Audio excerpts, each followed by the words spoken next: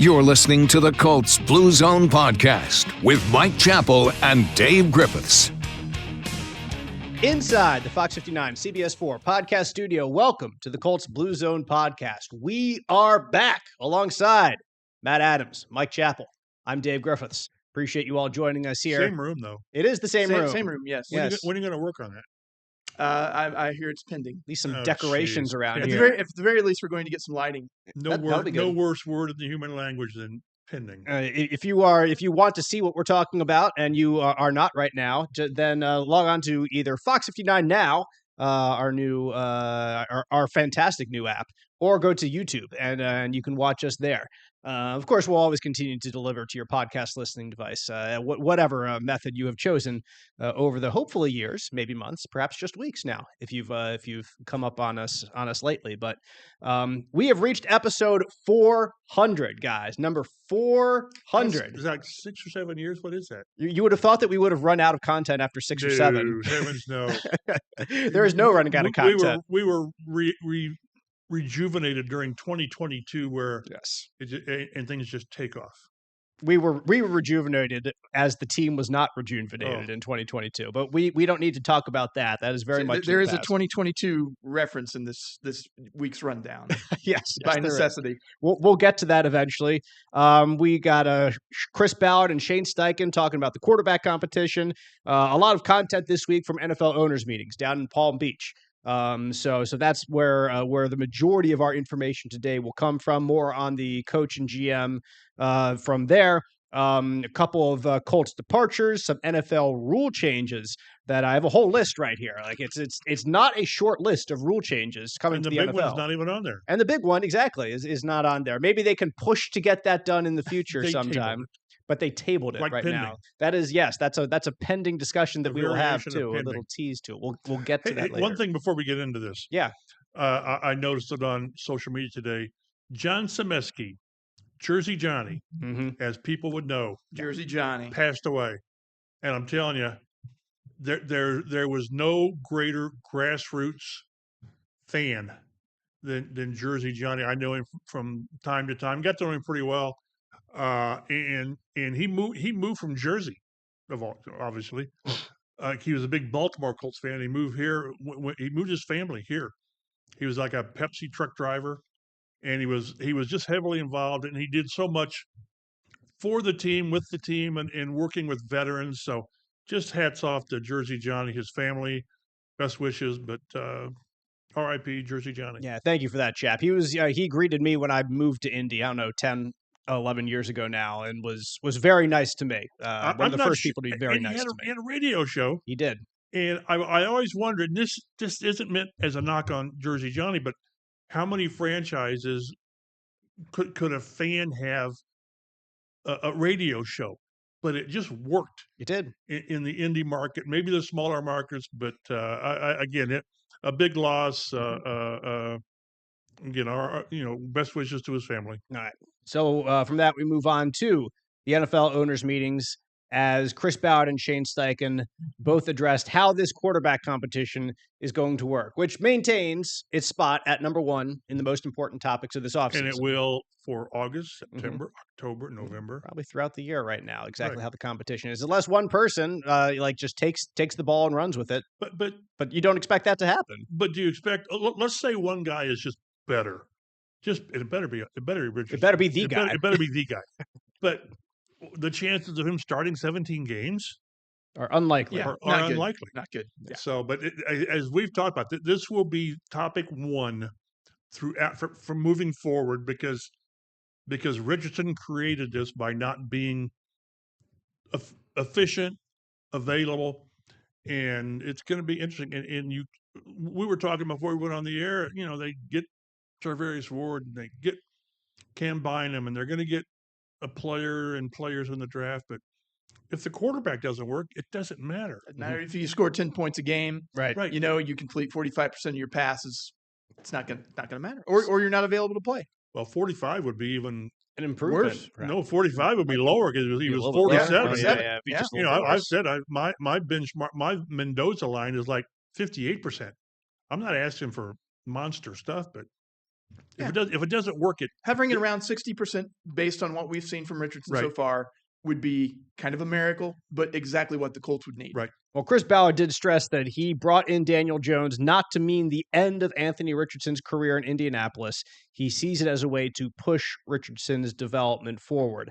And the Colts find themselves in the awkward position of having a quarterback, a first-round pick that was not C.J. Stroud, was not immediately great right out of the bat, not even Bryce Young, who showed improvement from year 1 to year 2. If anything, it was regression from year 1 to year 2. After being benched. Yes, after being benched.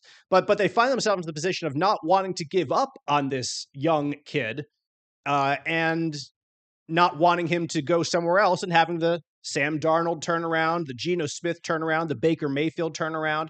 So how do they, as a franchise, need to put him in the best position to have a turnaround so early in his career?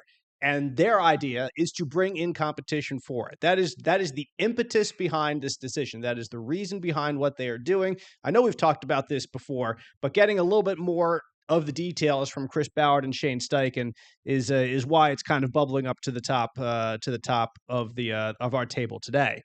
Ballard said the team could have handled AR's rookie year differently and not essentially handed him the job over Gardner Minshew, which we have said before, again, here. And we think that this chap probably put him on the path to whatever specifically happened last year to get him benched.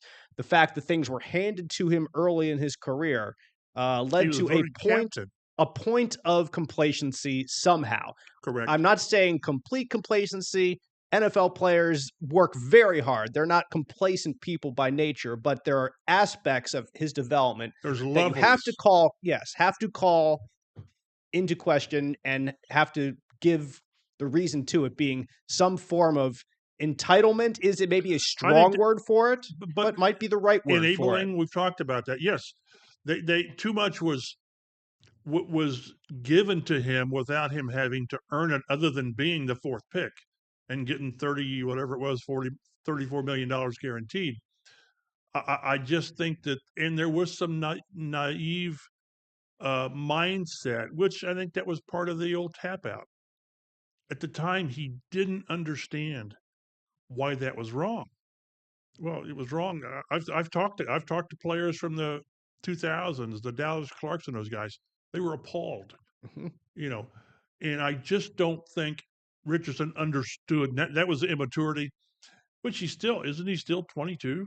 Yes, he turns 23 in May. I believe think it is. Yes. So, but again, those can no longer be excuses. While they need for this Daniel Jones presence to be the thing that pushes Richardson forward, what really has to take is the offseason work in Florida. Mm-hmm. He has to come back. They start April 21st with offseason work, and not to get in the weeds right now, but that's like 3 weeks of conditioning and things, and then you start getting on the field after like 2 or 3 weeks. But he has to be a different quarterback. He has to have the mechanics down to where, and I think Shane Steichen talked about this, is to where you're not thinking about it. You're not taking the stand and thinking, okay, this is what they say. It's got to be automatic. And that's the tough part, because he's played for all these years doing things his way, to where too often he allowed his talent to dominate what he did. He had such a strong arm that he could just flick it. You don't have to worry about doing it the proper way. And hey, that was pretty good. And I didn't do things properly. Well, you have to do things the right way. I've mentioned this. I go back to Peyton Manning with Jim Caldwell when he was quarterback's coach. Peyton wanted to be driven by his coach. Hey, in November, you're getting sloppy. Go back to your mechanics. It has to be second nature to Richardson, and that's going to be the tell with Richardson. And we won't know until maybe OTAs when we see him play. Do we see a different quarterback? But that if he made the most of the offseason with his work with his quarterback coach and the biometrics guy and all biomechanics guy, we'll see a different quarterback. And if that didn't take, then he's not going to beat out Daniel Jones. Yeah, I'm skeptical how soon we will see a change. Like, will we see a better completion percentage in OTAs or in training camp, and just how relevant will that be? Will they It be won't be in trying OTAs because there's exactly? We won't see anything it's like there, 7 and on 7-ish. yeah, that won't matter. Right. So when we get to training camp is the first time we can actually perhaps see that if he is completing more passes, but that's also in a very controlled setting. So even if it happens, like how much can we take from it until the bullets are live? We're always going to be guarded. We are, as you should be. You should be, based and on we what's should, happened. and we should be guarded week 1, week 2, week 5, because this is the old marathon. This isn't a 100-yard dash where then it's another. There's a whole 400 meters. No, this is 17 games, and it's doing it. The one word that keeps coming up when you talk to these guys is consistent. Mhm. Do it consistent. And they've seen glimpses. He's shown glimpses. A comeback against the Jets, a comeback against the Patriots, and there was a key completion against Tennessee that closed the game out. But then you go back to the 10 for 32 at Houston. You cannot win in the NFL completing balls like that. Can't do it. I saw maybe the best single sentence on Anthony Richardson's tenure in Indianapolis this week when I was reading a Bill Barnwell of ESPN article on the draft coming up.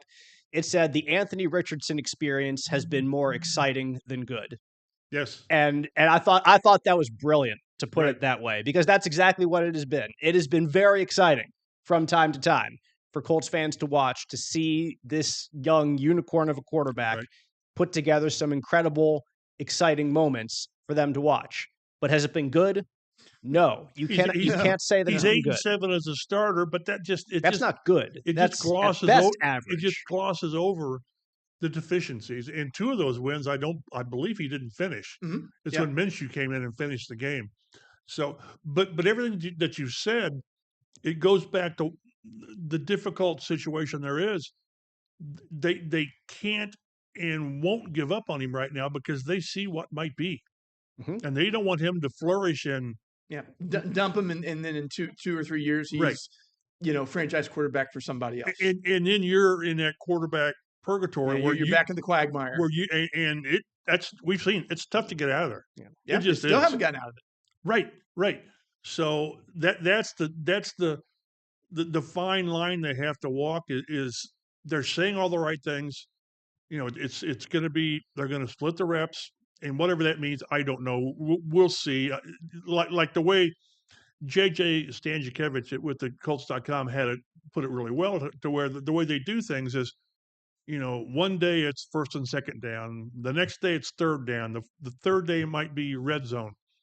So you don't want to go every other day with your guys getting first team reps because you want them to get reps in in Right. those things.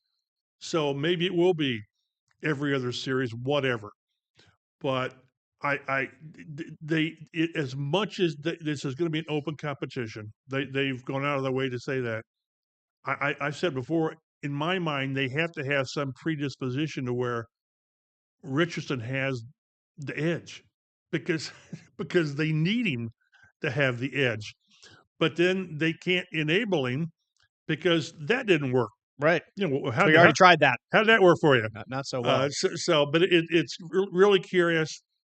And one thing that Ballard mentioned, one thing, just full disclosure, I didn't go to the owners' meetings, Mhm. and it's one of the most incredibly important times for a beat guy, which I used to be in, not quite that now.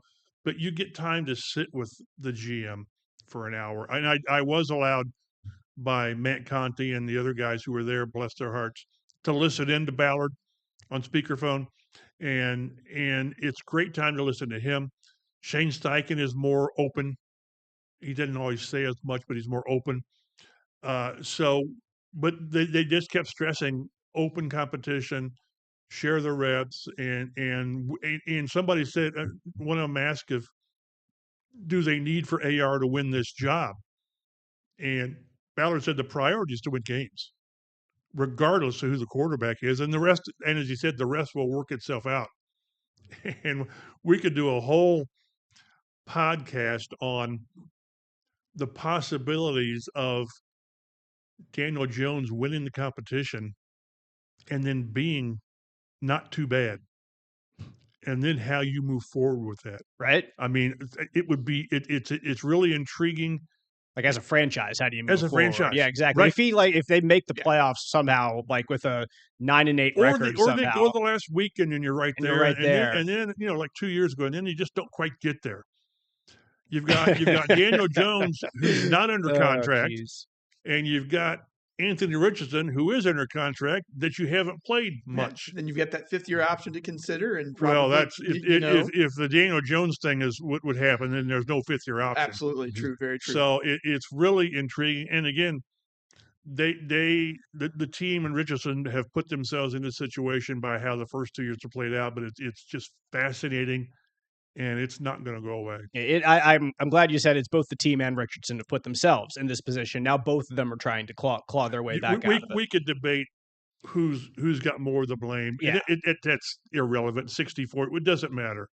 We're here and trying to get out of it. As I said, both sides. The first time in training camp, when after 2 preseason games, when Shane Steichen says, and this guy is our starting quarterback, it will be followed by, for now. There won't be any of these for today. Well, for the next game, right. But it's going to be fascinating, and unfortunately, it's gonna dwarf every other aspect of this team, and that's the one thing that Chris Ballard doesn't like, because one of the things he mentioned is when he got here, and I've mentioned this before. I asked a question back in 2017 about how much did the fact that you're coming here with Andrew Luck play into it, and he made it very clear.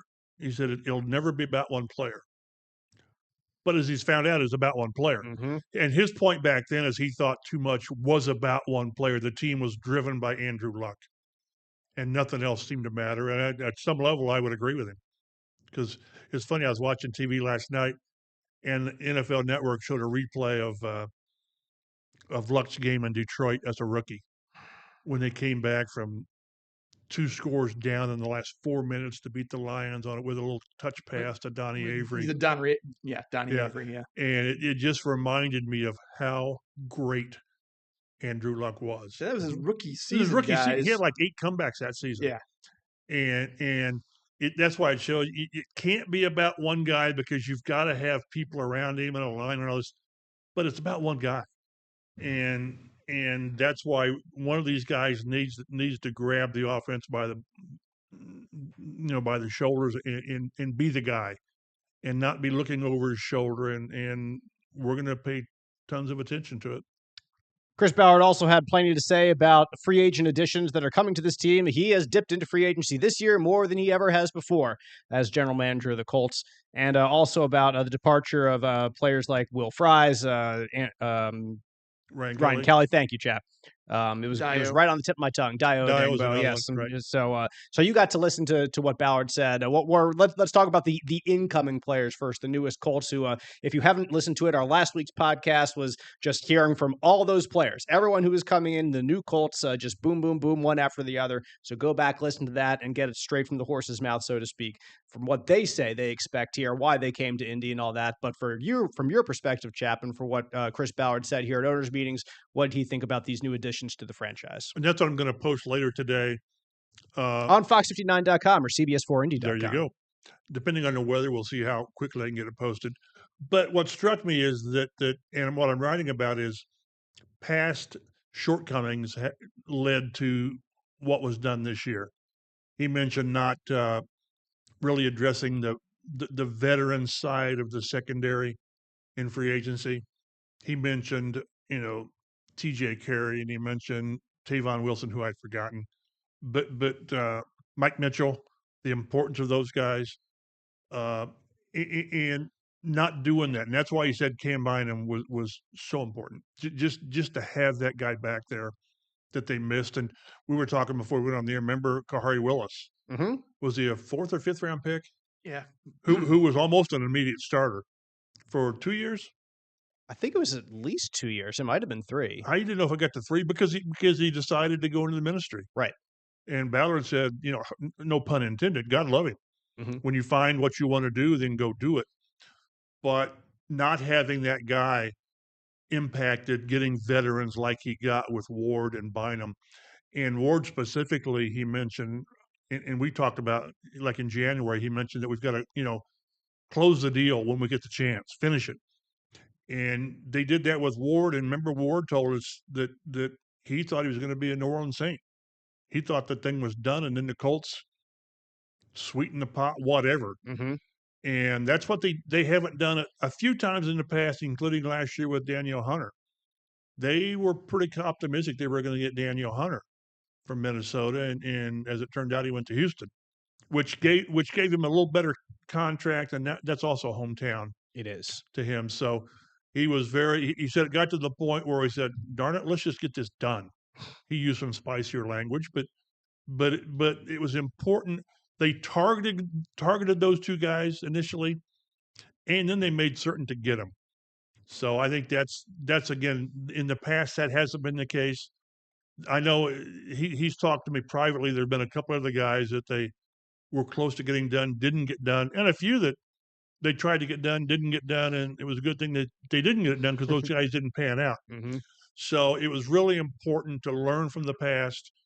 He kind of indicated in January that he would have to alter his approach to free agency, which he's done, and the defense is better because of that. It was remarkable. But before this year, he had never signed a free agent outside of the Colts organization for more than $30 million in total money. And that was his very first season. It was Jonathan Hankins. And he didn't get all the $30 million. He didn't. Because after 2 years, they got rid of him. He said goodbye. Right. And now they signed two players, $60 million each. Right. Both of them in the secondary. But this was the most obvious need on the defensive side of the ball that the Colts had. We'll focus on that side of the ball. That like something veteran in the secondary.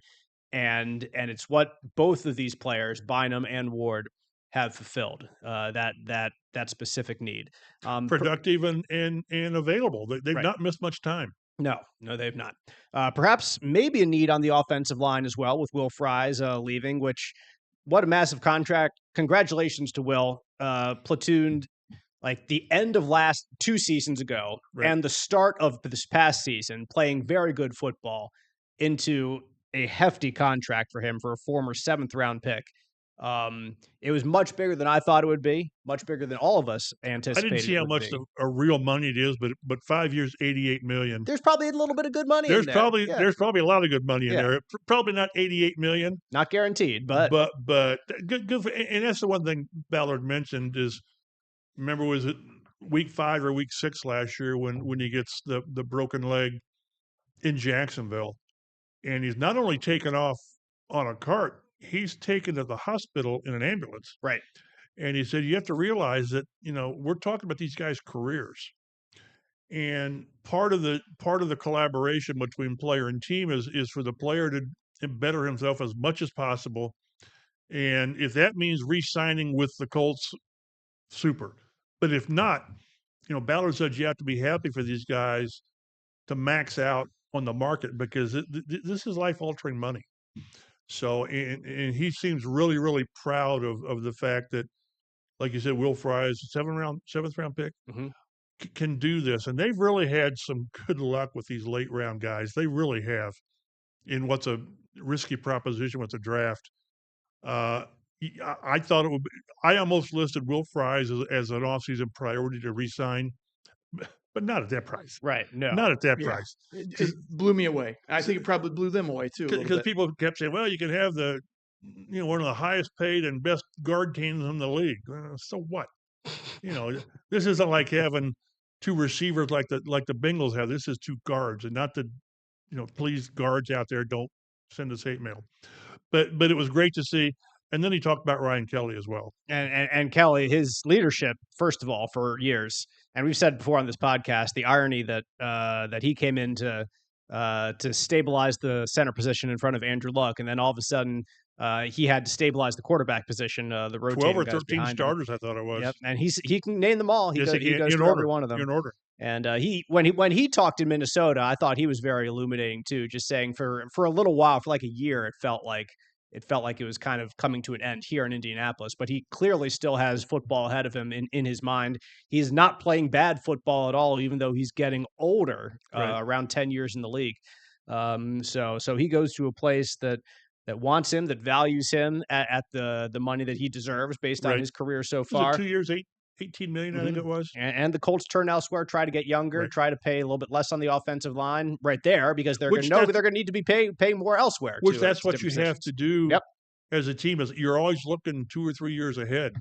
And they did that with Tanner Bortolini and Matt Gonzalez. Did I say Yes, that right? You did. Good job.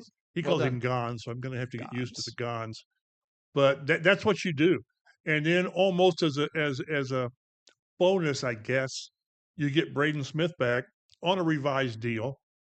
And like Ballard mentioned, people forget how good Braden Smith is. But he says Braden Smith's in a good spot, which that's the overriding issue is how Braden Smith's doing. So he's doing well. But the offensive line, and once again, he said, Ballard said something like, when you all go to sleep, you dream about whatever. I dream about the offensive line. Because he said, I can never leave that short. I can never leave the defensive line short. So he knows that they've got work to do on the offensive line. Got to get some work in the trenches. Even if all 5 starters could still be in-house right now, 5 players does not a complete offensive line for a 17-game season, plus perhaps and playoffs. I think we would question the depth. Right.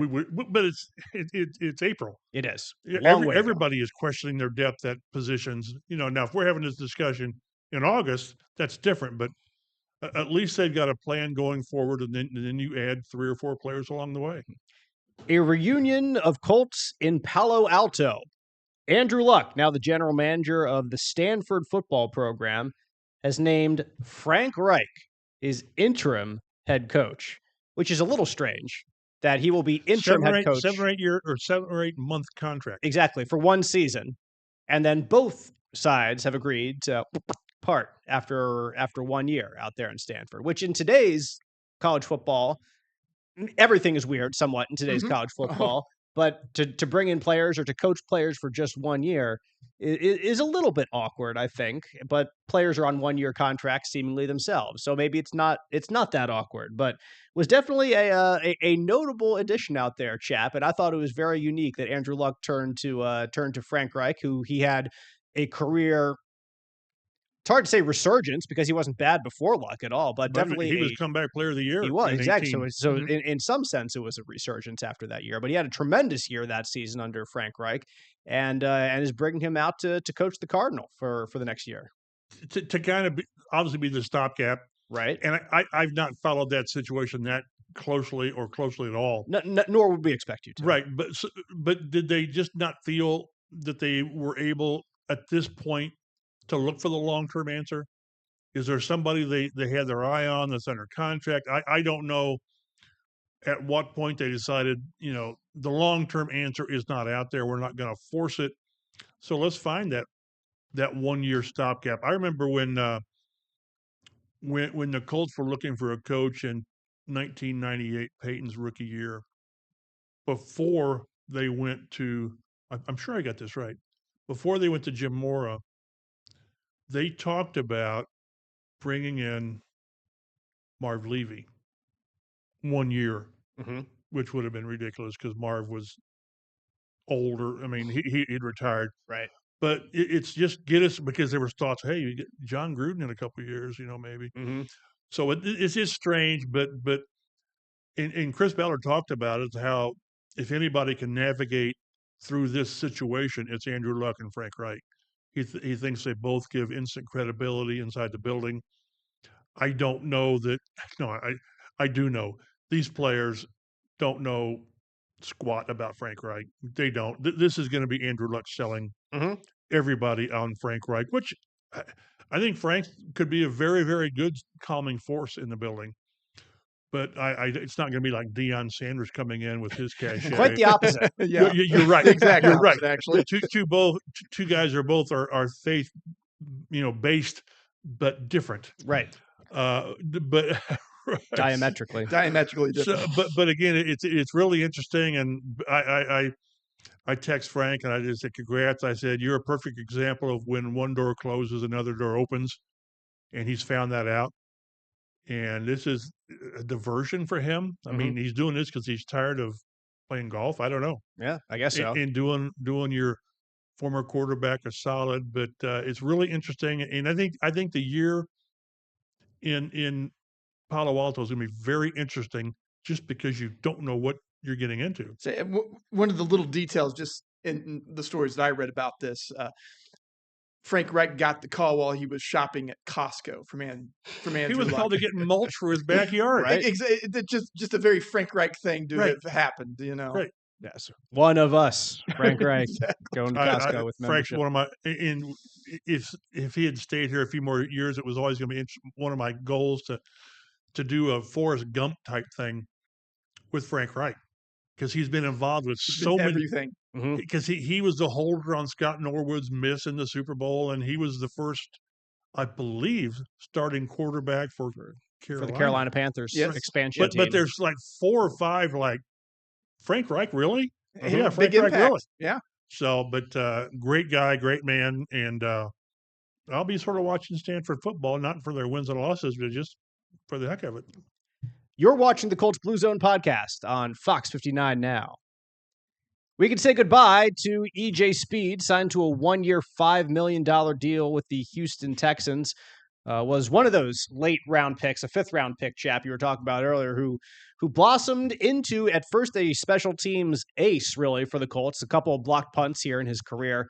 Was very effective there. Worked his way into a starting job on the field after a cycle of linebackers before him: Shaq Leonard, Darius Leonard, Bobby Okereke / Okereke, Anthony Walker before him.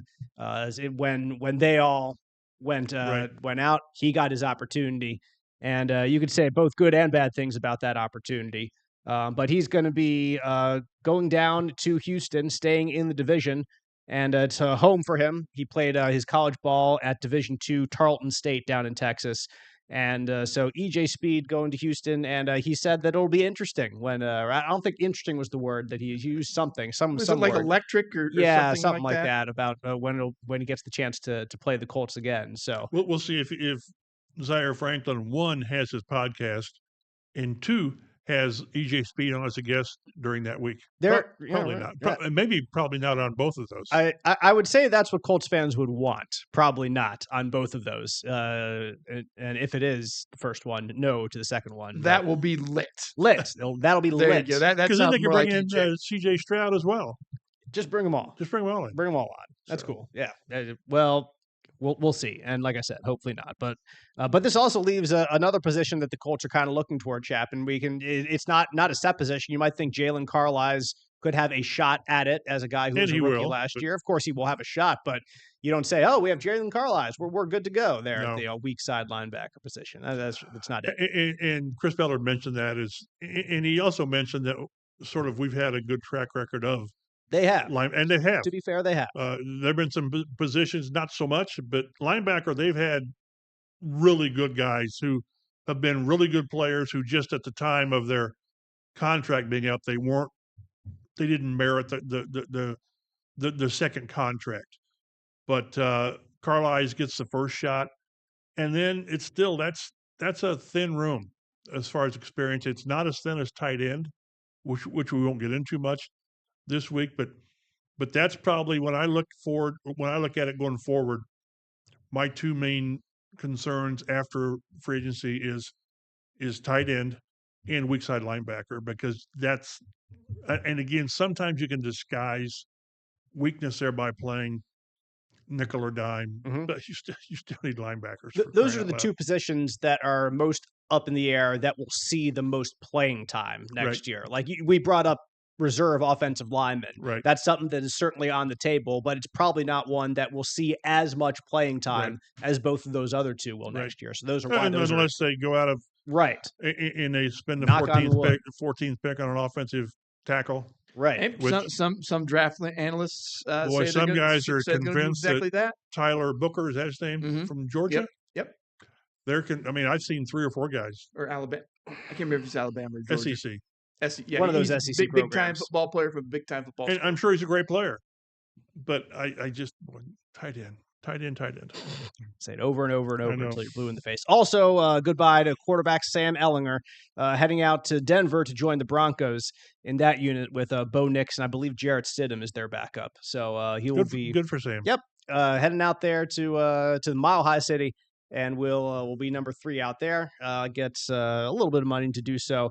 So the Colts now can either elevate Jason Bean to their number 3 position, or they can look for a 5th, 6th, 7th round pick in the draft. Would you be shocked if they drafted a quarterback? No, I wouldn't at all. Like with one of those late round picks, not in the slightest. So like I don't know anything about Jason Bean and how talented / good he is. I haven't paid one lick of attention to he him. had success At Kansas. yeah. which was Chris Ballard knows because his son goes there. Cole Yeah, was I don't know if he's still there, a backup quarterback at Kansas, so he knows him. But I would question while I won't be surprised if they draft a quarterback 4th round, 5th round in a weak quarterback class. I don't know what you're getting. Part of me wonders, why would you bother? Because if it doesn't work as we've talked about with the 2 guys, then you're probably not going to let it burn. Yes, you said it very well. So I don't know, and they're not going to draft that way. They're not. That's counterproductive. I just think they have other issues more pressing than who your 3rd quarterback is if it's not Jason Bean. Mm-hmm. Completely, yeah. That's not a high priority at all. Your number 3 quarterback. We do know that Steichen went to Notre Dame's pro day and did talk to Mr. Riley Leonard. We'll see. They did draft Sam in the 4th round, I think. Was that where he was taken? I think he was a 4th round pick. I thought Sam was a little later than that. Was he 6th? Yeah. Oh yeah, you're right. I was flipping him with Kylan Granson because they were both was from a 4. He was, yeah. They were both from the same high school. Right. So I just flipped the order. Sam was God, Sam was good here. He was. It was a bad situation, horrible situation, and they threw him to the wolves. Yes, and I go back 2021 or 2022. Yeah, there you go. Back to 2022. He should have won. He should have won his opener against Washington. Yes, he should have won that. If Stephon Gilmore knocks down the pass to Terry McLaurin, they win. Zone. Yep. Of course and then the dominoes start falling, and one more win, and Jeff Saturday's still here. So, that's a rabbit hole that we do not need to go down. Somewhere in the multiverse. Wow. Hey, Mike Chappell is dealing with that scenario as we speak, or was dealing with that scenario. We're all convinced it would have happened. The owner wanted a reason. Yep. To keep him, and the team just said, "Nah." The team just gave him reasons that didn't quite happen. Keep him. Yes, I think there were plenty of reasons why that couldn't happen. But good luck to Sam as he takes the next step of his career. Great guy out there in Denver. I'm still upset they didn't just start him in the last game of the year last season. Just for the heck of it. Just why not? Why not? Throw it. You're not going anywhere. Who cares? Yeah. You're watching the Colts Blue Zone Podcast on Fox 59 now. Plenty of NFL rule changes were discussed, and many of them implemented at the owners' meetings down in Palm Beach, Florida this week. Some of the more significant ones will probably, first of all, increase the kickoff rate perhaps by double, at least according to one special teams coach in the NFL. They are moving touchbacks forward from the 30-yard line to the 35-yard line. So here's some of the numbers involved in this decision. Go ahead. Then I got a question about that, but go ahead. Yeah. So there were last year, like the average return brought the ball to like the 27.5-ish, whatever yard line. So that's a difference of 2 or 3 yards, kind of negligible. You want to avoid the prospect of a big play. Just kick it deep, put it in the end zone. The other team will start at the 30. 8 yards, however, that's a little bit different. Like that's a significant difference if you kick the ball all the way deep and somebody returns it. Like that might be worthwhile to have more kickoff return plays for you if you are a special teams coach. So last year, the return rate was 32.8% on kicks. This year, one special teams coach is estimating that jumps to 70 or 75% next year. So more than double the amount of returns that we saw last year, kick returns, kind of trying to encourage teams and kickers to try to plop the ball there inside the 5-yard line instead of putting it into the end zone and giving the teams an automatic start at the 35-yard line. So the input is not going to be on the return guys. It's going to be on the kicking team. Yes. To make them returnable. Right. Because if I'm the receiving team, I want a touchback. Yes, I do too. Get the ball to 35. If I have to reach outside and pull it in, yeah, I want a touchback and get the ball to 35. Right. I would too. That's why I wondered how, unless the kicking teams are really adept at dropping in that landing zone, was it the 10? It's between the 20 and the 20 and the goal line, which line. these guys are accomplished enough. But if you don't get it close enough to the goal line, you're making the return easier. Right. So if I'm a special teams coach and my return guy, if you have a chance for a touchback, you take the 35-yard line. I think so. You just do. So the impetus is going to be on the kicking team to be better or at least more consistently accomplished at dropping it just outside between the 5 and the goal line. Yeah, dropping it in and then getting your coverage team solid. I get that. And one factor that really has allowed this to happen quickly, since last year the NFL just implemented the dynamic kick return, was the concussion rate on kick returns dropped by 43% between 2023 and 2024 because there's less space on the field because the players are closer together, and there's less speed because they start closer to the return man. So because it is a safer play now with the dynamic kick return, they are more comfortable trying to encourage more kickoffs now in the future. Every NFL play is a dangerous play because these are ridiculously athletic and huge men hurling their bodies at each other. But it is at least safer now than it was. So you can say that this is not a horrific endangering of player safety here to add more kickoffs to, which was at least previously the most dangerous play in football, at least injury-wise, generating injuries. So by that reasoning, they're okay with implementing or encouraging some more kick returns this year. But also there were fewer concussion percentage because there were fewer plays, or does that not? It's percentage, okay, so it's not just total. Okay. Right. So it's just the amount of plays and then the amount of injuries. If the fans ever got a chance to stand on the sidelines like sometimes we can, every play, you wonder how guys get up. Yeah. You just don't know how they get up. It is, yeah. So, but I learned that in college. Like when I first started going to college football games, like when I attended Syracuse, because I would want to be in the front row. Darn right, there's the mention right there. Go Orange. And that's not a hard hitting school at all, is it? I've had some good teams.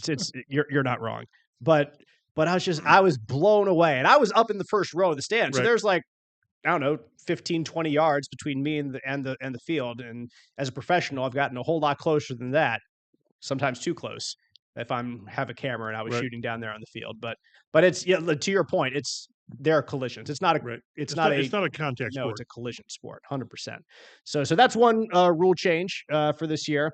Another one, the replay assistant has some more responsibility. The on-site replay official can reverse flags. They can pick up flags for hits to defenseless players, face mask, horse collar, tripping, or roughing/running into the kicker. All those can be picked up at the not put down. Yes, you cannot add a flag for obvious uncalled penalties, but for obviously incorrectly called penalties, the replay official can pick up the flag that's on the field, which is great. Like, and if anything, maybe at the beginning of the year, referees are encouraged, unfortunately, to call these penalties. If they think there's a face mask, call it. If they think it's defenseless, call it. And then you can clean it up and replay. Exactly. Let the on-site replay official take a look at it and try to clean it up himself. You don't want to add more time and more penalties. I'm sure. Which is kind of the philosophy a lot of times they take on play on turnovers. Right. Whether this was a fumble or what have you. And then they're like, well, if it wasn't, then, we'll get it cleaned up and replaced. Right. Yeah. So we'll see how that works out. Overtime rules. Each team is now guaranteed an offensive possession in overtime during the regular season, and that change aligns with a previous change in the postseason. However, in the regular season, the time limit stays at one single 10-minute period. I don't like 10 minutes. No, neither do I. It's too short. Right. Like, it should be probably 15 minutes. What if the team gets the kick and has an 8-play or an 8-minute drive? Exactly, which is not entirely uncommon, in the NFL. So, like 10 minutes seems pretty short. But at the same time, that's part of the strategy, I guess, is try to do that. But you don't want to go too slow because then all of a sudden, if you get That's not why they do it. exactly, They do it because it's a safety issue. yes, Because you're adding more time to the 20, game. 20 That's more, why. 20 more plays. Yes. And this is from a league that's going to go to 18 games and plays on Thursday and Friday and all this stuff. Mhm. And another one, Give me they a Player break. safety. yes, Player something, safety. break. something that I actually didn't write down here was they changed the notice period for teams for Thursday night football. It's now between not 4 weeks anymore. It's only 3 weeks. So you That- can move a game 3 weeks. 3 weeks in advance. Okay. To Okay. a Thursday night football. Yeah, because game. there's a bunch of little tweaks that they made. They Yes. also did something with the early free agency. They could only talk to Yep. the agent, but now they can have limited Zoom. number of contacts with players 5 themselves different via calls. Zoom. Yeah, like 5 players or something like that. You can call one time during that tampering 'Cause it period, is which great. Chap loves the tampering period. It's not. It's not tampered. But it is crazy that like with Bynum and Ward, I mean, these were done. Remember how was it Ward told us? One of them told us he wanted to think about it.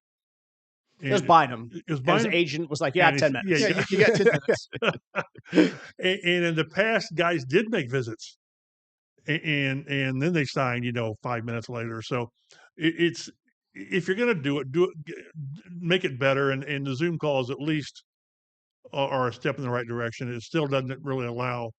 Well, it doesn't allow for visits until the Wednesday when the Right. new league year starts. So yeah, it's not a bad addition at all. Yeah, so Matt mentioned that the tampering period changes. They've added some specifics to unsportsmanlike penalty rules. There's no throat slashing, brandishing, or firing a gun. No guns. No Yosemite Sam No wiping the celebrations out nose. there. Yeah, I didn't know that weird one. nose wipe. I didn't know that one. Yeah, that's now verboten. So no more. Yeah, you don't have to worry wiping about your nose. Fair enough. Well, I guess they could still do it and get a fine. And, yeah, exactly. You can do it. You can always do it. You You can always can do do it. You anything can do it you want. once. Right. Well, you can do it. Can you do You it can once do it more or than twice? once. You can do it more than once, but you can keep getting fined for it. Probably. Once is a fine, twice in the game is probably maybe an We'll see about injection. that. Yeah, if it's Unsportsmanlike? unsportsmanlike. I think Yeah, so. I think- exactly. yeah. So another rule change that staff members can prepare kicking balls before game day. Oh yeah, Pat McAfee on his show, very Mhm. excited about that Mhm. yesterday. Yep, for sure. So I'm sure go to Pat for more Yeah, analysis on that. absolutely. They had plenty to say. There were some more Trust me. injured reserve changes, saying that 2 players can be designated to return from IR if they were placed on IR when rosters were cut down to 53, and then said that playoff teams were allowed 2 more return from IR spots in the postseason.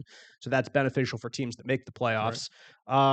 A big one, they announced the use of Sony's Hawkeye technology to measure first downs coming up in 2025. It's the same technology that's used in tennis Grand Slams, in soccer, in the Rugby World Cup. So finally, the NFL joins the 21st century. And fear not, folks, the chain gang they're is still still around. going to be on the field. They're still going to They'll be there Still be around. as a secondary unit, as a backup. So they're not losing their jobs because of this. This is not Doge coming into the NFL and just getting rid of this possession. But this is also it's still dependent on where the referee spots the ball. Still depends on the spot. And how many times you see that the far judge is walking in at like the 20-yard line and the other guy's walking in at the 19.5-yard line, and somehow they meet. Yes. Yeah, split the There's some difference important somehow. plays. Yeah. Yes, like that. We'll see. Well, yes, indeed, But- we will see. At the very least, it should be a little bit faster, and the NFL argues There it won't will be any more. index cards where the official pulled out the index card to see how much difference. That was fantastic. That was the amazing. index card. Yeah. What a great moment in NFL history there. I forgot point differential is now the third tiebreaker on waiver claims. Number 1 is regular season record. Worst gets highest priority. Number 2 is head-to-head meetings between teams. Now third is point differential. how much They you changed deport that. on somebody. Exactly. So there you go. One that was not approved. The Detroit Lions submitted to eliminate an automatic first down for defensive holding and illegal contact penalties. That was not approved by. They just by wanted 5 committee. yards Exactly. on the penalty, and then so Exactly. it's 2nd and 5. Right. Yeah, so that you're not in a 3rd and 21 situation. Right. You pick up a ticky tack, Yeah. hold, holding. and then you get a first down. One that some people have pushed for, and I've thought about the penalty that I hate is spot of the foul on DPIs. You just chuck the ball down the field, and there's contact, and you pick up 35 yards on a first down. But you can't change it. There's no because if it's a 15-yard penalty, they're going to grab people. You just do it. Yeah, I'll give up absolutely. 15 yards. Mhm. Absolutely. So it's a penalty that I don't care for, but there's just no way to legislate that differently. They tabled two discussions. First, a discussion on the proposal to make playoff seeding based on regular season record rather than division titles. That's not going to change. Not going to change anytime soon, you don't think? What won't change in my mind is a division winner Home game. getting a home game. Yeah. Now, if you want to reseed In the second round, but there's not a chance that owners are going to give up a chance of a home game. Right. There- Or it's winning just your not. division. And the argument's always going to be, well, if you're upset about your seeding, then you should have won your division. Right. Mhm. Because you had chances to. You would have played the team that won the division. And again, what really skews it is when occasionally, and it's happened, It happens. a losing team, a team with a losing record wins their division, and then they host a 12-5 Yeah. team. And it looks bad. I'm not saying it doesn't, but again, those teams had an opportunity to win their division. Owners and are they not didn't. going to give up a home game with a division champion. Right. And finally, the last issue that was tabled for future discussion was the proposed ban to the tush push, the great Philadelphia Eagles play that has led them over the past couple years to being arguably the best short yardage team in the NFL. As Nick Sirianni says there in Philadelphia, it has given Shane Steichen and Jonathan Gannon head coaching job, so they better not vote against it, as he says with a wry smile there. But And Shane said he's in favor of it. And Shane did. Of the play. Yes. He says, they thought about it. It didn't really work when they tried it here in Indy, and it's a unique thing, I think, to Philadelphia. They Jalen Hurts has that incredible leg strength. They've got an offensive line that can pull it off, and it's been often replicated but not duplicated by anybody. if other teams could do it, well, they would do it. I think because they it would, works that absolutely. When they say it doesn't look like a football play, what's that? Like, here's the deal with that. I've heard many a story. Bill Polian was here before my time, and I've heard stories about him being upset watching Vince Young play quarterback Yes. because that wasn't football for a Right. long time. Right. Like it was like watching a quarterback do what Vince Young did was not quarterbacking in the NFL. You can say that's not football. Well, guess what? It is now. Right. That's exactly what it is now. And if the Eagles have figured out something that I really think that this is not because I grew up as an Eagles fan. Like, I think that this is just basic common sense that if a team figures out a way to run a play that is this effective, like the Miami Dolphins did with the Wildcat quarterback with Ronnie Brown, until teams finally learned how to do something well against it so that they weren't doing it as much. Like, this is an evolution of football. Right. This isn't, it's not, there's nothing illegal about this play. It's ridiculous to me to want to ban it. It's a bunch of jealous teams that can't figure out how to do it well. And according to ESPN, there are 16 teams in the league that want to get rid of the play. And not that far off from. you need 24. Right, you need 24. That's You need more. 8 but- teams is a fair amount more, but it's not out of the realm of possibility Right. to get there, which to me is ridiculous. But- That this but is even a then- discussion. as the arguments start building. Well, it's a safety factor. The data doesn't even remotely show. It doesn't well, say that. I think that They don't have any real data on it. right. And part of it, I think the team or the league physician, is it Art Stills? I don't know. It doesn't matter. He said that there's a chance because of the way the players are positioned for catastrophic injury to the spine. There's a chance every play for That's- catastrophic So injury. yeah, I think it's I just don't know that it's gonna what they might try to do is go back to, and I don't remember this, to where pushing a teammate was illegal prior to 2000. 2000, there was some sort of rule change or something they struck from the Right. books in 2004. Right, where you couldn't do it not only at the line of scrimmage but down Yeah, the you field couldn't or pull whatever. or push a player or anything Right. like that, and it was a player safety issue. All right. But they removed that from the books, and then because that's no longer there. then They you said they can- changed they pushed the extra point back because it got to be automatic. Right. So this has got to be automatic. Well, stop it. and Or again, don't let if them every get other third and team- one. If every other team in the league ran it and it was effective, we wouldn't be talking about tabling it. No. It's just Philadelphia does it so very well. Right. They did win a Super Bowl, and this has been a prominent thing that they do, but other teams just can't do it. No. Can't do it. Too bad. I mean, Too bad. at Green some Bay point- Packers you're bad. proposed this rule. Too bad. Yeah, Packers proposed it. Dadgummit. And, the Bills had a couple of chances in their game to And they pick have up. Josh And they've freaking got Allen. Josh Allen, who's a massively strong man Right. and a big guy, and couldn't get it going. So Right. and they don't run necessarily the tush push, but you get my Right. point. Yes, I do. I very much do. So I will be I will be very disappointed if it leads eventually to The way to getting rid ban of it this is to stop it. Exactly. Just stop it. That's all you got to do. Just Instead stop of it. letting them convert 98%, have them convert 50%, and then they'll quit doing it. Exactly. No doubt. And so I believe there's another meeting in another month. Yeah, in another month or so. So there will be some of these discussions that were tabled will be brought up then. Perhaps some more discussions as well will be brought up then. So that'll be after the NFL draft. The next significant thing on the Colts calendar, they will be coming back to Indy in a couple weeks' time for the start of the offseason program on April 21st. And then later that week, I believe, or shortly thereafter, it'll be the NFL draft. So 24th that week. April, things get going here in Indianapolis. So if we can just hold on for a few more weeks here for content, but then we'll get out of the draft and then we won't have any content. Exactly. Well, don't worry. The Dave's All Raz draft will be coming for sure over the coming weeks. I look forward to it both years that it's been around. I have to put some thought into it, put some research into it, and see exactly who Raz lover Chris Ballard will be taking here in the upcoming NFL draft. So we do appreciate you listening. You can download, subscribe, get us delivered to your podcast listening device every week as we drop. Follow us on Twitter at Colts Blue Zone. Mike Chappell is at mchappell51. Matt Adams is at Statomatty. You can follow Mike's work online, fox59.com, cbs4indy.com. I'm Dave Griffiths at DaveG_sports. And we'll see you next week on the Colts Blue Zone podcast.